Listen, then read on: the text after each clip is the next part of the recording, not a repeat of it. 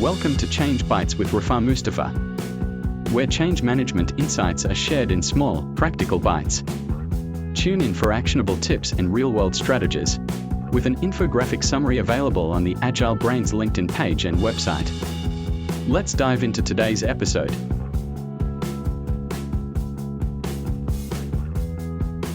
Welcome back to Change Bites.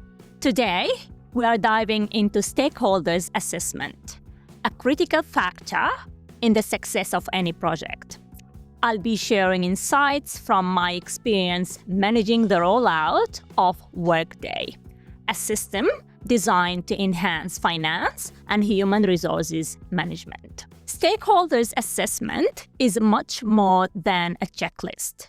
It's about understanding who is involved, what matters for them, and how they fit into the bigger picture.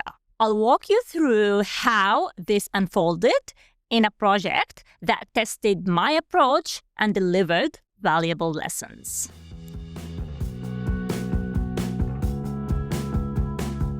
When I joined the project team, the organization was transitioning from an outdated HR system to Workday. The transition promised significant advantages: streamlined processes, enhanced analytics, and a better employee experience.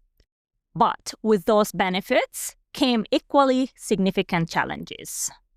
In a previous project I worked on, a major stakeholder group was overlooked, and it caused confusion, resistance, and delays. Determined to avoid that mistake, I started this project with a thorough stakeholder assessment. Let's walk through the 4-step process I used to make it work. Step 1, identifying stakeholders, mapping out who is impacted by the change and who holds influence. Step 2, prioritizing stakeholders, categorizing stakeholders based on their level of impact and influence. Step 3, understanding stakeholders' needs and tailoring engagement. And here we develop targeted engagement strategies. Step 4, creating a stakeholders register. And in this step, we document insights to track engagement efforts effectively.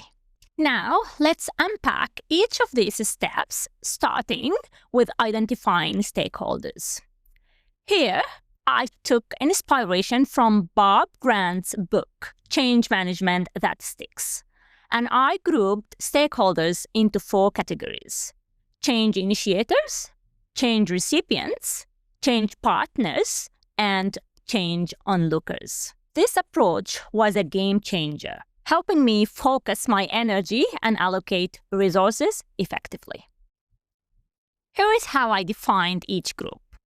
Change initiators were the leaders driving this project, like HR and finance leadership team. The focus was aligning the rollout with the strategic goals, like enhancing efficiency and improving retention.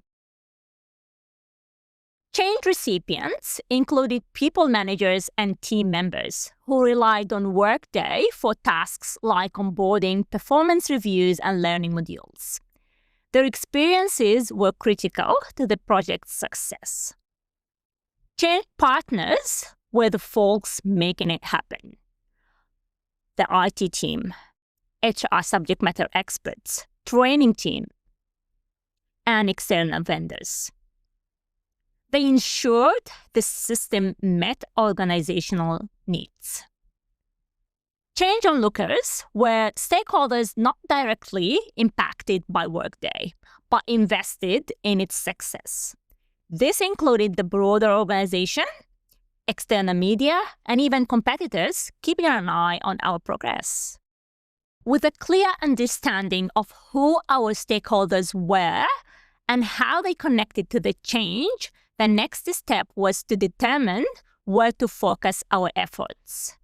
Not all stakeholders have the same level of influence or impact, so prioritization was key. That's where the influence impact metrics came in. Picture a grid with 2 axes: influence on the y-axis and impact on the x-axis.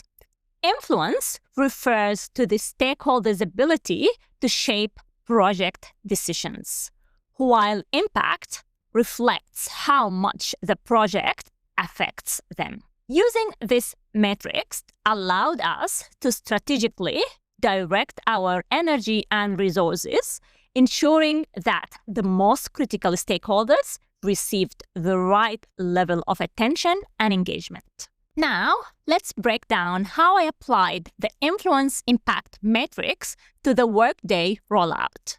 First, we had the group with high influence and high impact, like people managers. They played a crucial role in shaping their team's attitudes. And at the same time, they relied on Workday for key tasks like performance reviews and onboarding. To engage them effectively, we brought them into working groups. We addressed their concerns early, and we provided them with toolkits with frequently asked questions, step-by-step guides, and conversation starters to help them support their teams during the transition.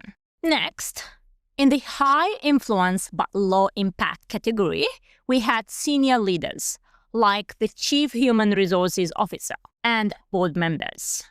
While they weren't daily users of Workday, their influence over the project's direction was significant. They needed assurance that the project aligned with the organizational goals and delivered real value. To keep them informed and engaged, I provided monthly briefings and dashboards, highlighting key metrics, progress updates, and risk management strategies. Then, there were those with low influence but high impact, like team members. As daily users of Workday, they relied on it for essential tasks, like submitting leave requests and completing learning modules. Although they had little say in the project's direction, their experience with the system was critical. To support them, I focused on tailored training, quick start guides, and easy access to help desk support. To ensure their voices were heard, I also involved them in system testing and provided opportunities for feedback, allowing them to flag issues early and feel more confident about the transition. And finally, we had the group with low influence and low impact, like subcontractors, media, and even competitors watching from the sidelines. They weren't directly affected by Workday, but still had an interest in its success. For this group, I kept communications simple, with general updates via newsletters and announcements, ensuring they stayed informed without being overloaded with details. By prioritizing stakeholders this way, we focused our energy where it mattered most, ensuring a more seamless rollout and stronger engagement across the board. Now, let's move on to step 3 in our stakeholder assessment process. After grouping and prioritizing stakeholders, the next step was to understand their needs and customize our engagement strategies. You might be wondering, why is this so important? Well, every stakeholder group experiences change differently. By taking the time to understand their unique concerns, we could address resistance early, build trust, and ensure our communication truly resonated. And here is the key. When people feel heard, valued, and supported, they're far more likely to engage positively with the change. So, how did I put this into action during Workday rollout? Let me break it down with some real examples of how I approached each group based on their specific priorities. For example, HR leadership team were focused on measurable outcomes. Things like talent analytics, cost savings, and improved employee retention. To meet their needs, I provided monthly briefings, dashboards, and working group updates, ensuring they stayed aligned with the project's strategic goals. People managers were concerned about team productivity and wanted clear guidance. To support them, I invited them to a series of workshops and provided toolkits to help them guide and coach their teams through the change. Team members were worried about potential disruption. They expected hands-on training, quick start guides, and help desk support to make the transition easier. And that's exactly what we delivered.